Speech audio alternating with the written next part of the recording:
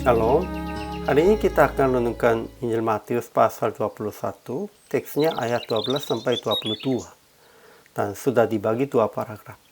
Paragraf yang pertama, ayat 12 sampai 17. Yesus mengusir semua orang yang berjual beli di halaman bait Allah, dan ia menyembuhkan orang-orang buta dan orang-orang timpang yang datang kepadanya.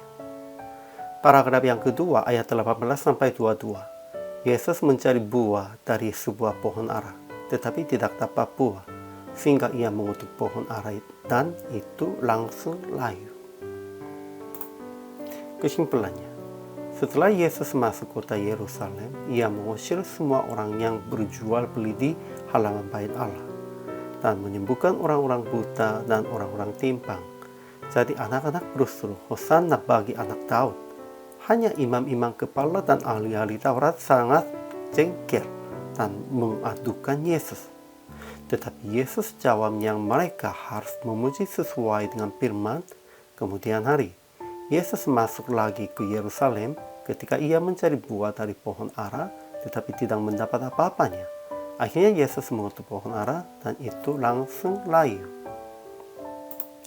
Ajaran tentang Allahnya. Pertama, Yesus masuk ke bait Allah dan mengusir semua orang yang berjual beli di halaman bait Allah. Sebenarnya bait Allah itulah rumah dua.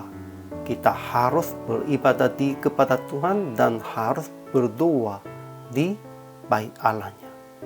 Kalau jual beli itu tidak layak di tempat ini. Kedua, Yesus menyembuhkan orang-orang buta dan orang-orang timpang yang datang kepadanya dalam bait Allah. Memang, orang-orangnya itu juga mempersoalkannya. Namun itu layak karena di dalam bait Allah kita harus menyembuhkan dan memulihkan orang-orang yang lemah, orang-orang yang sakit. Inilah kehendak Tuhan. Ketiga, Tuhan telah menyediakan puji-pujian dari mulut bayi-bayi dan anak-anak yang menyusu. Itu penting. Siapa saja sudah melihat kemuliaan Tuhan harus memujinya, sekalipun mereka bayi atau anak-anak. Keempat, Yesus mencari buah dari sebuah pohon ara, tetapi tidak dapat buah, sehingga ia mengutuk pohon ara dan itu langsung layu. Kelima, Yesus berkata, sesungguhnya jika kamu percaya dan tidak bimbang, akan dapat berbuah seperti Yesus, dan juga jikalau kamu berkata kepada gunung ini, beranjaklah dan tercampaklah ke dalam laut, hal itu akan terjadi. Dan apa saja yang kamu minta dalam doa dengan penuh kepercayaan, kamu akan menerimanya.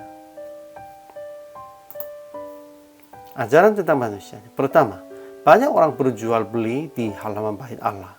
Tetapi setelah Yesus mengusir mereka, orang-orang buta dan orang-orang timpang datang kepada Yesus dalam bait Allah. Kedua, tetapi imam-imam kepala dan ahli-ahli Taurat melihat mujizat-mujizat yang dibuat Yesus dan anak-anak yang berseru dalam bait Allah, Hosana bagi anak Daud. Jadi hati mereka sangat jengkel dan berkata kepada Yesus, engkau dengar apa yang dikatakan anak-anak ini. Itu maksudnya berhentilah. Namun jangan begitu. Mereka harus berbuat demikian itu. Masalahnya kepada mereka imam yang kepala dan ahli-ahli Taurat. Mereka sedang mencari keuntungan melalui jabatan mereka. Namun sebenarnya mereka harus melayani. Sehingga aplikasi hari ini. Pertama, bersihkan tempat ibadah supaya tidak mencari keuntungan di dalam jemaat dan di tempat ibadahnya. Siapapun kalau mencari keuntungan di dalam jemaat dan di gedung ibadah melalui ikut ibadah atau yang lain, mereka mencarinya apapun keuntungan, kita harus mengusirnya itu, bersihkan. Kedua, berbuat hal yang menolong orang-orang lemah dan orang-orang sakit di dalam jemaat dan di tempat ibadah. Itu penting. Itulah kewajiban kita. Itulah harus melakukan di dalam jemaat dan gedung ibadah. Ketiga, memuji Tuhan dan berbuat apapun di dalam doa dengan percaya akan terjadi dan akan menerima.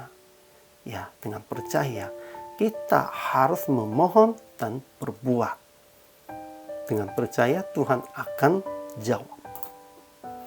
PR praktek hari ini, bersihkan jemaat dan gedung ibadah supaya tidak berbuat apapun untuk mencari keuntungan di dalam ini, dan hanya berbuat yang baik dengan menolong orang-orang lemah dan orang-orang sakit. Ya, kalau garam yang tidak asin itu akan dibuang, dan pohon-pohon yang tidak berbuah itu juga akan dibuang.